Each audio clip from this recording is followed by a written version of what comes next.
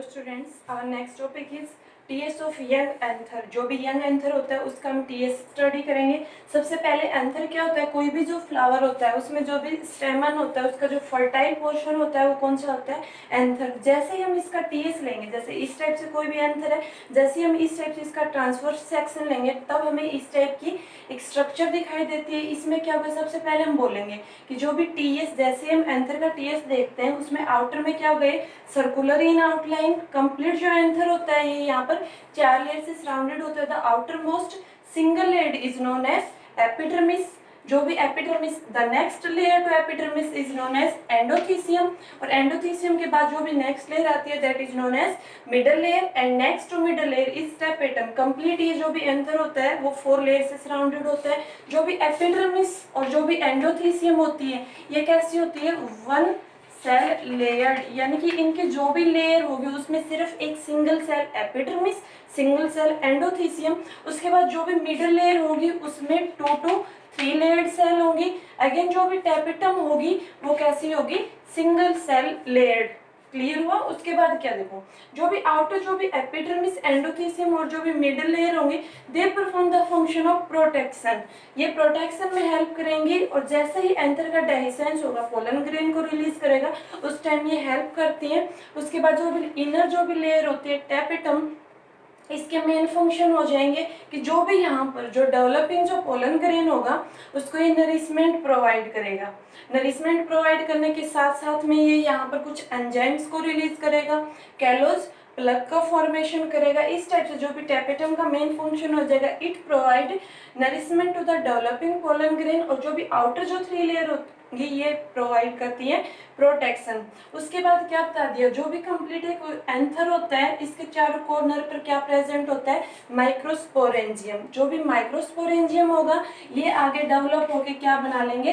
Pollen sac. और pollen sac वो space होता है जहाँ पर जो भी पोलन ग्रेन होते हैं वो डेवलप होते हैं। अब देखो यहाँ पर बार बार एक टर्म यूज हो रही है, पोलन ग्रेन। पोलन ग्रेन होते क्या है? जो भी एंथर होता है इसमें जो भी मेल गैमेट जो भी फॉर्म्ड होंगे उनको हम क्या बोलते हैं? Pollen grain. यानी कि जो भी फ्लावर में जो भी मेल गैमेट होता है हम उसको बोलते हैं पोलन ग्रेन। अब यहाँ पर पोलन ग्रेन फॉर्म कैसे होगा? वो जो भी कंप्लीट जो प्रोसेस होती है उसको हम बोलते हैं microsporogenesis. Microsporogenesis, the process of formation of microspore. या तो माइक्रोस्पोर या फिर हम क्या बोलते हैं?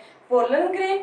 The process of formation of microspore or pollen grain from pollen mother cell is termed as microsporogenesis। अब देखो माइक्रोस्पोरोजेनेसिस जो भी कंप्लीट ये प्रोसेस होगी कैसे? जो भी माइक्रोस्पोरेंजियम एंथर के चारों कॉर्नर्स पर लोकेटेड है, यहाँ पर क्या बनेगा? सबसे पहले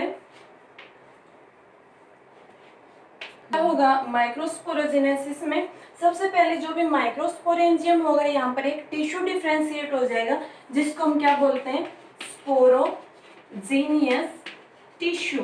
स्पोरोजीनियस टिश्यू या फिर हम सिंपली बोल सकते हैं सेल। देखो डिनोट हो रहा है, जो भी स्पोरोजीनियस टिश्यू होगा इसे जैसे माइक्रोस्पोर या फिर पोलन ग्रेन फॉर्मेशन की जो भी प्रोसेस होती है that is known as microsporogenesis. Microsporangium में स्पोरोजीनियस टिश्यू या फिर स्पोरोजीनियस सेल डेवलप हो जाएंगी। उसमें कौन सा डिवीजन होगा? माइटोसिस। माइटोसिस डिवीजन होके यहाँ पर जो भी स्पोरोजीनियस टिश्यू या सेल ये क्या बना लेंगी? माइक्रोस्पोर मदर सेल या फिर पोलन मदर सेल, या फिर हम बोलते हैं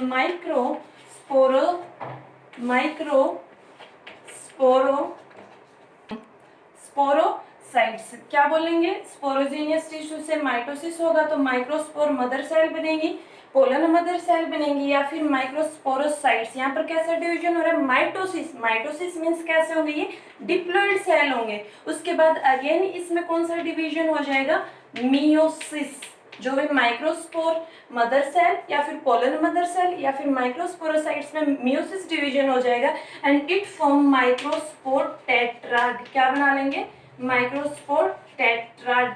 यहाँ पर देखो कौन सा डिवीजन हो रहा है, मियोसिस। मियोसिस कैसा डिवीजन होता है, रिडक्शनल डिवीजन, यानी कि यहाँ पर कौन से सेट होंगे, हैप्लॉइड। जो भी माइक्रोस्पोर टेट्राड बनेंगे ये हमेशा कैसे होंगे, हैप्लॉइड। और जो भी माइक्रोस्पोर मदर सेल ये कैसी होगी, डिप्लॉइड। उसके बाद क्या होगा, जो भी माइक्रोस्पोर जो भी टेट्राड होंगे, जैसे ही एंथर की मेच्योरिटी होगी उस टाइम, जैसे इस टाइप से बोल सकते हैं ये क्या है, माइक्रोस्पोर टेट्राड। टेट्राड मीन्स 4 का ग्रुप होगा। जैसे ही एंथर की डेवलपमेंट होगी उस टाइम क्या होगा, ये अलग अलग सेपरेट हो जाएंगे and they individually form the unit, जिसको हम क्या बोलते हैं, pollen grain. Pollen grain is the male gamete, और we can say pollen grain is the male gametophyte. So this is the complete structure of the young anther. Next आता है structure of pollen grain. अभी अभी हमने पढ़ा कि जो भी पोलन ग्रेन होता है उसकी फॉर्मेशन कैसे होती है।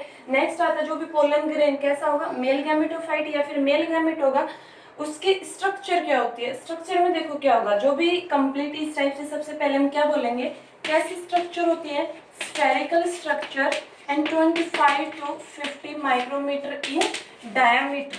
जो भी एक पोलन ग्रेन होगा इसकी स्फेरिकल स्ट्रक्चर होगी और ये 25 और 50 mm इन डायमीटर। अब अगर हम इसकी स्ट्रक्चर करते हैं, let us come on the structure of pollen grain.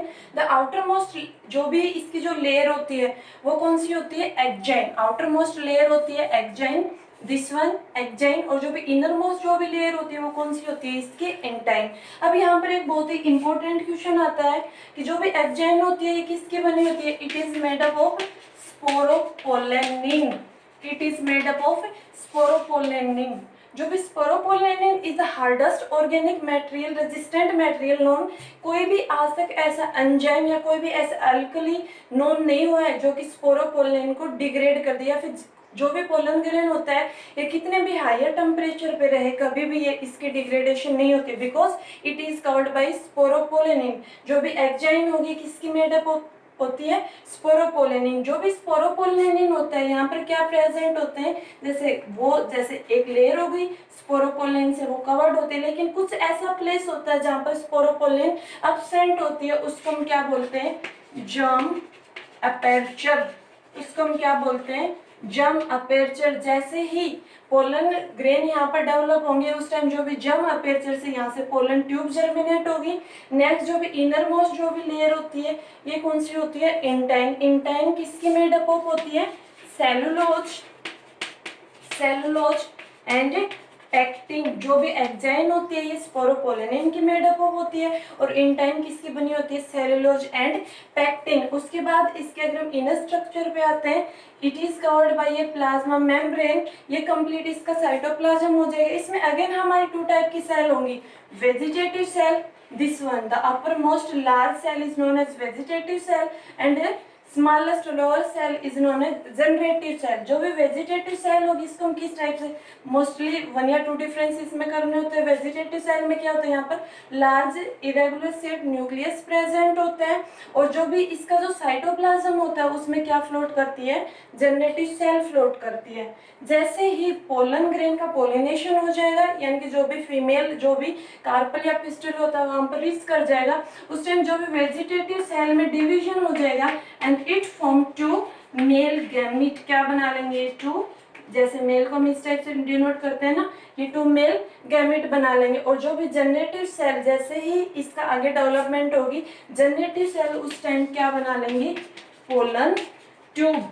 और जो भी पोलन ट्यूब किसके थ्रू जर्मिनेट होगी, it is germinate through the germ aperture. Mostly जो भी 60% जो भी एंजियोस्पर्मिक प्लांट होते हैं उसमें वेजिटेटिव सेल और जनरेटिव सेल ये जो स्टेज होती है इसमें पोलन ग्रेन सेट डाउन हो जाता है। लेकिन कभी कभी 3 सेल्ड मीन्स क्या बन जाएंगे, उसमें 2 मेल गैमेट बन जाएंगे और एक जनरेटिव सेल से पोलन ट्यूब बनेगी। पोलन ट्यूब जर्म अपर्चर के थ्रू क्या हो जाएगी, जर्मिनेट हो जाएगी। नेक्स्ट आते हैं advantages and disadvantages of pollen grain. जो भी पोलन ग्रेन यहाँ पर रिलीज होगा उसके मेन एडवांटेजेस या डिसएडवांटेजेस। सबसे पहले हम करेंगे डिसएडवांटेजेस। डिसएडवांटेजेस में क्या होगा, इट कॉजेस ब्रोंकियल एप्लीकेशन।